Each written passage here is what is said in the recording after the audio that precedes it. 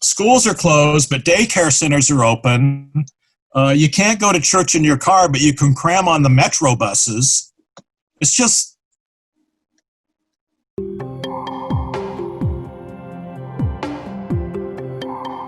My name is Dan Orr. I live in Las Vegas, and I'm certified in 3 different specialties. One is my primary one of oral and maxillofacial surgery. I'm also boarded in anesthesiology and legal medicine as a duly certified doctor, attorney. I'm a member of the California Bar and the Ninth Circuit Court of Appeals, and I practice in Las Vegas primarily, although I have licenses in several states. My neighbor in Las Vegas here owns 4 or 5 tattoo parlors. And I said, do you know the difference between dentistry and a tattoo parlor? And he said, yeah, you're a doctor. I said, no, that's not it. This is the difference. In dentistry, we use hand pieces that rotate at up to 800,000 RPM and are readily sling human body fluids all over the operatory. And you don't do that when you're placing tattoos. So I don't understand why I'm open and you're non-essential. That was one thing.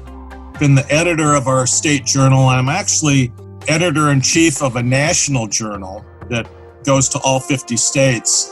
I call it like I see it, but to me, this is just crystal clear, and people are being harmed. And my initial little highlighted quote on the first editorial I wrote about this right around just before St. Patrick's Day was that I'm much more fearful of the political response to this and the damage that could do than I am from any perceived threat of the virus. And I think that's really been proven to be true, and I think it's just going to get worse. We get these things every 2 or 3 years. It's been happening my whole 40-year practice lifetime. I can't even think of all the diseases: Legionnaires, HIV, all the regular ones, hepatitis, TB, swine flu, bird flu, flu, you name it. It comes along all the time, and many of these things are much more virulent. And somebody reminded me of the year after I got out of high school what was going on, and there was a terrible pandemic then.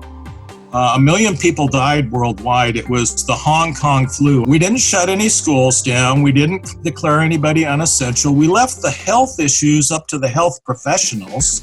But you know what we did do that year? We sent 300,000 people to Woodstock, and there was not any hygiene at all. And I'll guarantee you there wasn't even 6 millimeters of social distancing. We survived that, and here we are playing these games with the pedestrian COVID-19 virus, in my opinion.